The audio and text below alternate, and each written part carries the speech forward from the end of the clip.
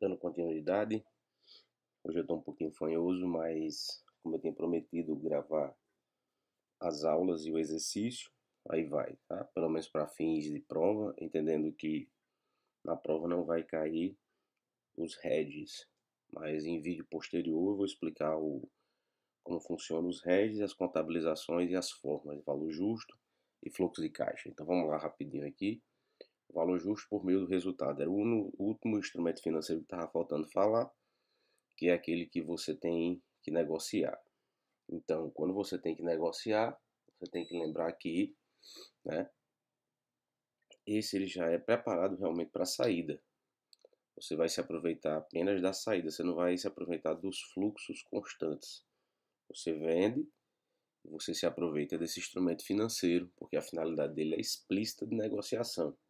Diferente dos anteriores, que a gente tanto vai ter a percepção, quer dizer, um deles, a percepção de vender e se aproveitar dos fluxos de caixa. E quando eu falo do custo amortizado, eu estou falando apenas de nos aproveitarmos dos, o quê? Dos fluxos de caixa, o valor do principal, mais os juros embutidos ou os rendimentos embutidos nele. Então vamos lá, rapidinho aqui. Ativo financeiro deve ser mensurado ao valor justo como resultado, por meio do resultado, ao menos que seja mensurado pelo custo amortizado, de acordo com o item 412, ou o valor justo por meio dos resultados abrangentes, de acordo com o item 412A.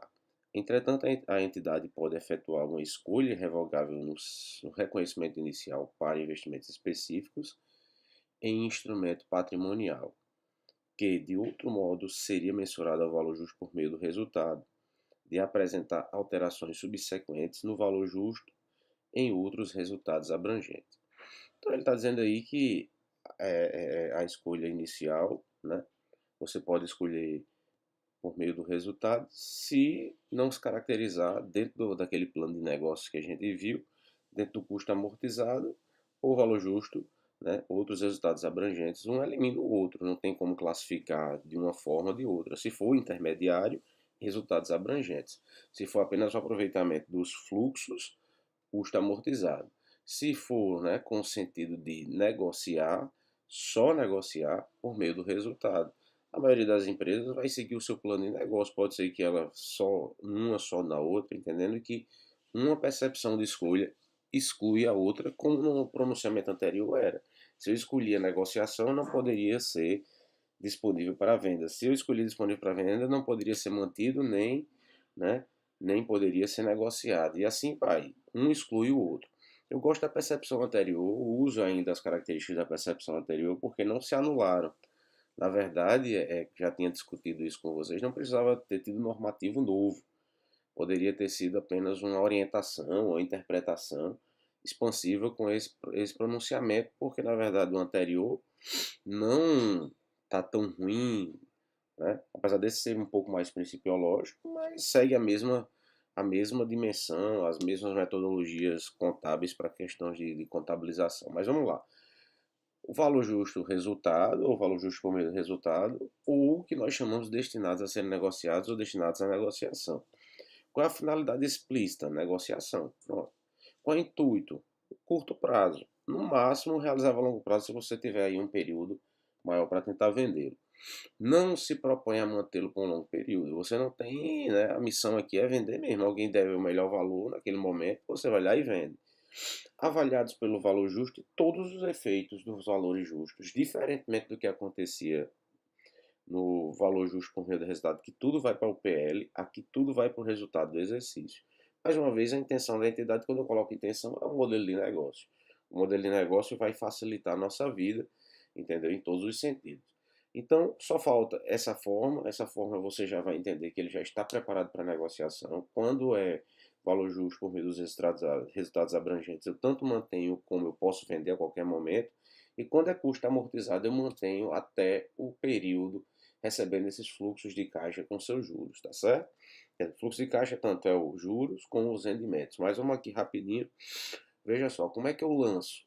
Fácil aí, ó, para todos eles a aquisição igual. Eu já tinha falado isso para vocês, tá certo? A diferença é que você só vai colocar se é negociável e recebe fluxos, ou se só são recebimento de fluxos. Como a gente já tinha visto, se é custo amortizado, se é resultados abrangentes, ou se é, né, se é resultados abrangentes ou se é apenas resultado. Tá aí. Você vai contabilizar todos eles iguais. Estou falando aqui de ativo, tá certo? De ativo. Aí vamos lá. Dando continuidade, então, temos aí o lançamento inicial, você sabe. Então, inicial e juros iguais. Estou falando aqui dos ativos, tá certo? E os lançamentos. Opa, desculpa. E os lançamentos, tá aí, de valorização e perda, né? Você está vendo que a diferença entre aquilo que a gente viu nos resultados abrangentes, aí que resultados abrangentes vai para o PL, e que quando eu estiver falando sobre venda propriamente dita ou negociação, vai tudo para demonstração do resultado. Então, o ganho, quem absorve? A DRE absorve os efeitos, assim como o instrumento financeiro também absorve efeito. Então, gente, é muito tranquilo, não tem o que fazer. Aí vamos lá. Perda com valor, desvalorização nesse caso, desculpa, mais uma vez o slide está aí errado, mas só foi esse errinho aí. Então, perda com desvalorização, mesma coisa. Perda vai para o resultado em vez de ir para o PL, e o instrumento financeiro absorve essa perda. Então, tranquilo demais. Tá certo? Tranquilo demais. Já já a gente vai ver o resumão disso aí tudinho. Aí vamos lá, classificação geral que eu gosto. Tá lá nos instrumentos financeiros, ele fala de modo geral de empréstimos recebíveis, né? Que são aquelas contas tradicionais que você já vinha trabalhando na contabilidade, tipo contas a receber, fornecedores, contas a pagar, né? E impostos a pagar, e aí vai, etc. Tudo isso é considerado, lógico, um instrumento financeiro. Eu, inclusive, vou dizer assim, não um instrumento financeiro propriamente dito, porque ele não está classificado dentro daquelas percepções. Eles são coisas normais, né? São exatamente aqueles empréstimos recebidos normais, transações que são comuns, tá certo? Que constantemente você trabalha. Isso tudo eu posso considerar no grande grupo de instrumentos financeiros, posso, não tem nenhum problema. Considero isso no grande grupo de instrumentos financeiros, como por exemplo, duplicata descontada, agora, né?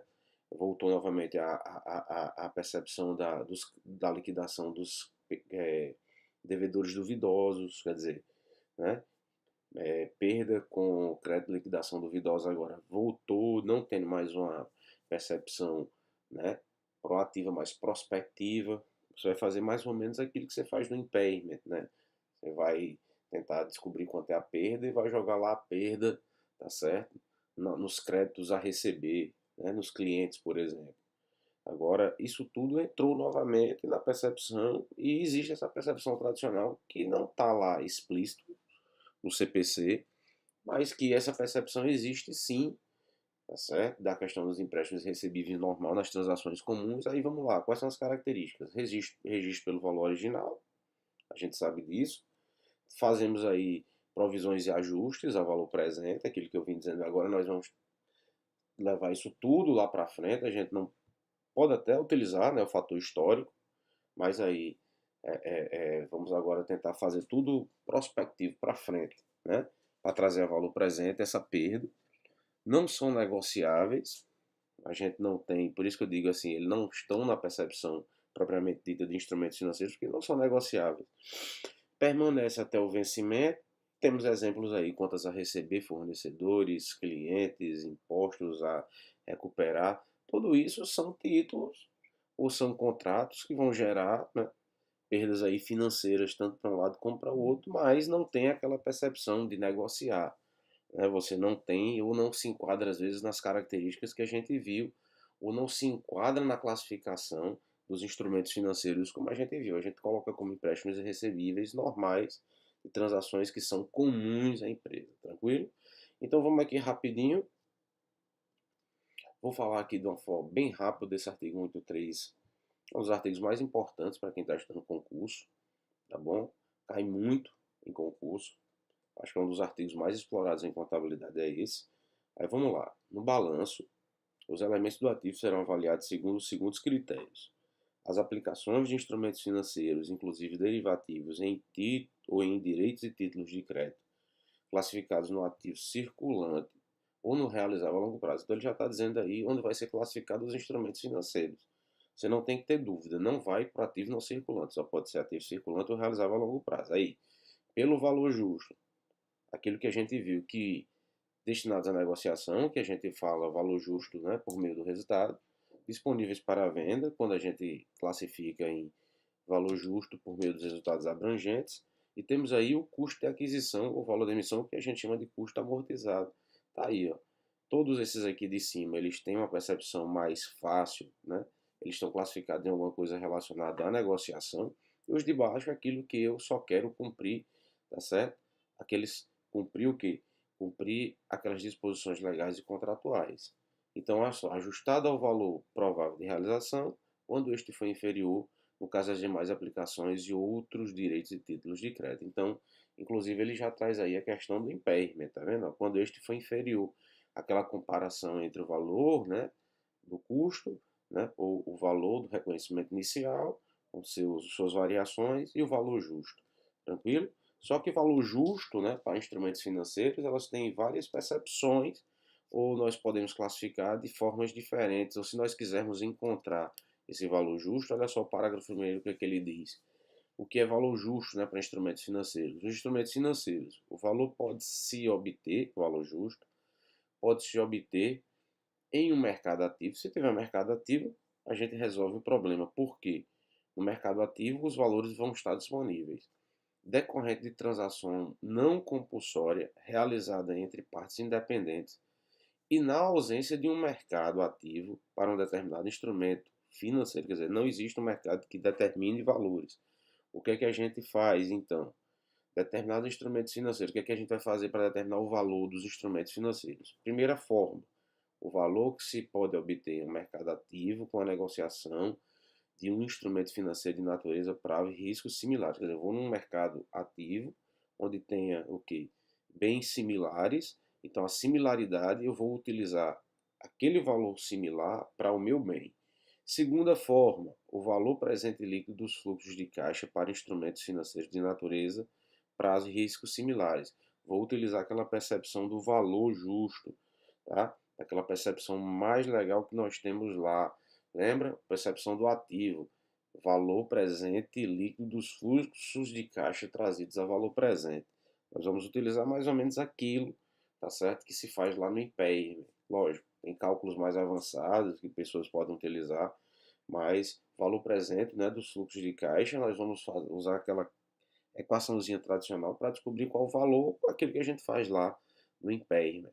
Agora vê lá, o valor obtido por meio de modelos matemáticos e estatísticos de precificação de instrumentos financeiros. Então, você vai utilizar modelos aí, tá certo, mais avançados, modelos estatísticos e matemáticos que podem trazer, via de regra, o mercado trabalha muito com esses modelos estatísticos quando não tem, né, o valor disponível. Mas se nós tivermos mercado ativo, nós não vamos nos preocupar com isso, porque o mercado em si, tá certo? Vai determinar todos esses valores, beleza? Peço desculpa, gente, pela limitação. Hoje eu tenho limitação, na verdade, de falar assim. Eu sou um cara muito dinâmico, eu adoro falar, eu falo melhor quando estou em pé. Mas hoje a limitação também é por causa da sinusite, tá? Mas estou tentando aqui gravar para você para que você tire a melhor nota possível, tá certo? Na minha prova. Agora é revisar, estudar, tá ok? Se servir para outras coisas, ótimo, os slides estão aí disponíveis. Se quiser baixar minha voz e olhar só os slides, porque eu tenho dificuldade, minha vida de acadêmico sempre foi, né, dar aula em pé, então quando eu sento aqui eu tenho um pouco de dificuldade, mas tá aí os slides, tem todas as explicações, tem todos os lançamentos, beleza? Vou daqui a pouco o próximo vídeo, terminando o próximo vídeo, vai ser um resumão aí dos lançamentos e tentar falar um pouco do exercício. Valeu, até o próximo vídeo.